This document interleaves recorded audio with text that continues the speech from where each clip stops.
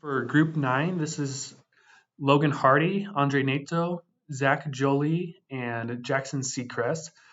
For our data connection and retrieval, we use Twitter's API, and we search the term LDS. We're looking for any kind of analysis we could do with anyone who tweeted anything with the word LDS in it, whether good or bad. The total records that we were retrieving were 500, and we set that to just variable. So then when we're retrieving the data, we could keep track of how many we have. And we only store them if we were able to retrieve all the different column features, especially if they have an image associated with that. Yeah, so this part was challenging because we knew exactly what we want to scrape. So here you can see all the different columns that are being created: ID, name, username, post, text, the dates, and so on. But we were having a hard time to scrape those data. So we had to spend a lot of time reading the Twitter API documentation. And even after reading the API documentation, probably because I'm a noob, not because the API documentation wasn't good, took me forever. Took us a lot of time. Eventually, as you can see here, we realized, oh, this is coming from includes user, this is coming from data. We were able to recognize exactly what the data we wanted, where it was located, and we got it. We were able to retrieve 500 records from Twitter API searching for the term LDS. So next step was to perform the cleaning and engineering. Yep. So with that, we started with binning a lot of the rare group values. So specifically for the columns source, reply settings, and language, we bin those. So if there's like a bunch of random things where there's only like one or two, we'll categorize them all into other. And then that way we didn't have too much dummy code for those specific columns. And then we also standardized the values and just for skewness. So first we had to change all of these columns to be numeric data type.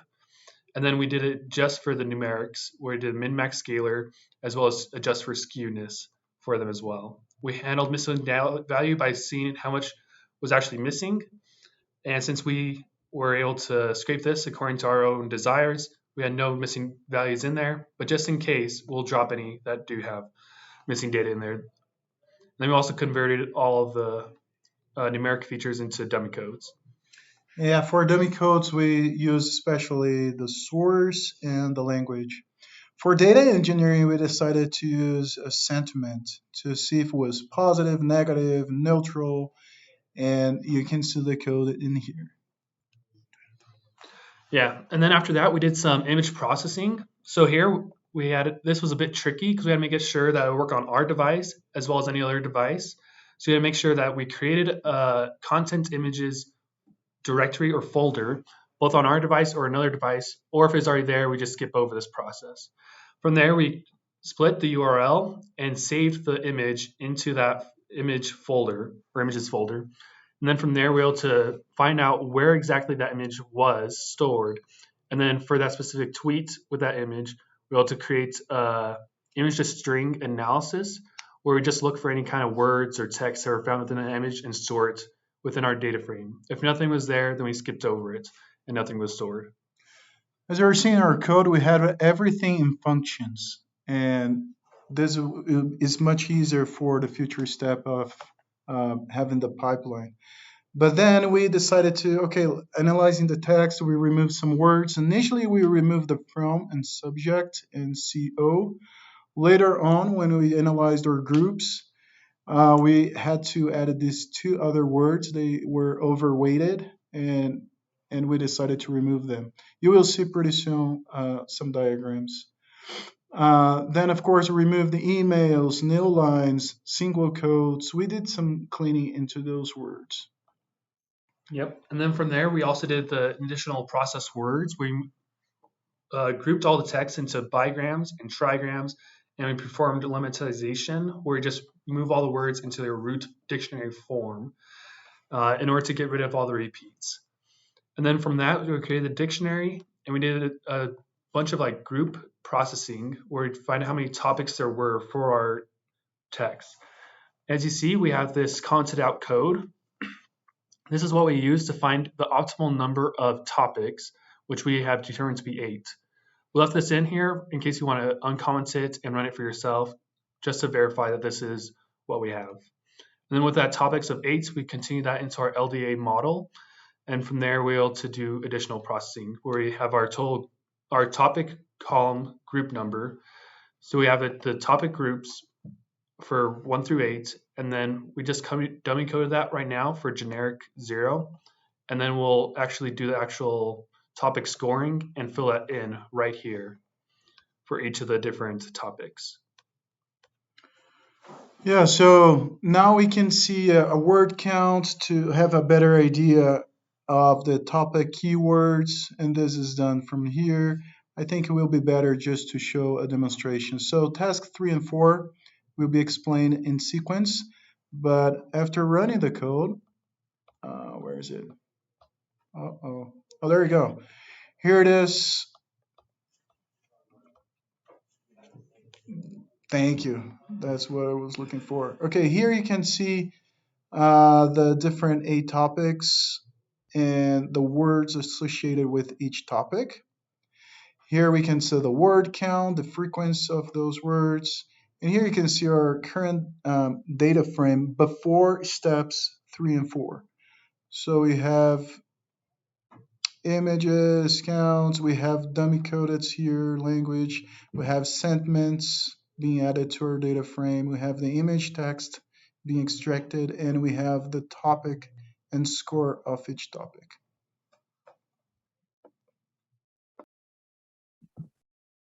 Okay, so I'll be going over the modeling portion, and I'll be jumping between the code and the visualizations to try and give you the best picture of what's going on here. So let's start off with our MLR model. So we use the DF processed data frame, which has been cleaned. It's run through our data engineering function, then the text processing function. Here we use retweets as the label. So let's go down to our results. And here we have, sorry, wrong one. Here it is.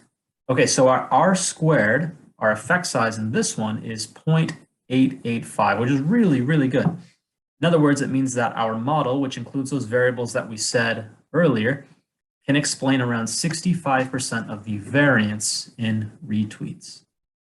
Let's move on to our decision tree model. So we again took a copy of the process data frame.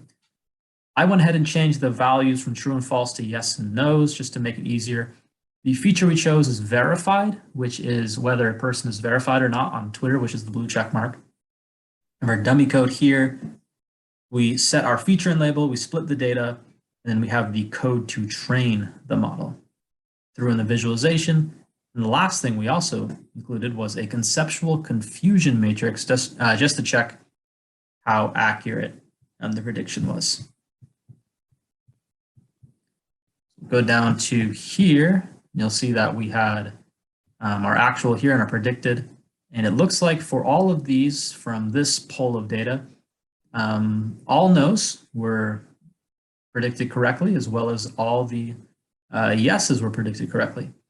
And just to stop here, just to mention a quick problem that we did have. So depending on like when we pulled the data, it also determined like whether there was people who were actually verified or not.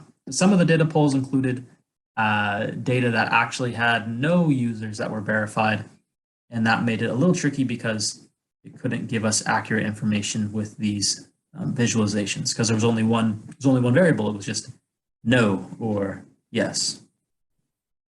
Let's move on to our last one, which is the cluster model, and we use the Gower distance, which is best for mixed data types. Let's go ahead and go down to our model here, and we can see, we printed out most of this, that wherever there is a 1, verified is false, and wherever there is a 0, verified is true. And this, it means that it's our strongest feature to determine cluster assignment is verified. For future development, a person could look into removing verified. This would change and probably alter the cluster assignment. But again, that's something for future development. Anyways, those are our 3 models, the MLR, the decision tree, and the Gower distance. Thank you. Okay, jumping right into automation here. The major things that we did were to automatically select the features based on their p-values in relation to the model or in relation to the label. Then dynamically selecting the best type of model to use for both regression and classification, and then saving those models in a .save file for ready to be used in deployment. So we'll jump right into the FS variance function we use to dynamically select features. This one, like we went over in class, uses the variance threshold from sklearn to select the features based on a p-value threshold and return those to be used in the model. The fit cross validate regression and also classification, they both are very similar. We'll just run through one of them for the sake of time. We again bring in the data. We do a test train and split for the data using the repeated k-fold. Then we loaded up a bunch of different models for the regression, OLS, Ridge, Lasso, all those. And then same with the classification. We use Logistic, Ridge, ADA Boost, Grad Boost, those different models for the classification. Then finally, we take the fit metrics for the models. We sort them by best to worst and print them out. We did that for both the classification and the regression model. So let's take a look at the results. Looking at the results, not super great given the restraints of our data set, but we do have a difference in R-squared values for these different models, and we can see that there is a model that is best for us to use.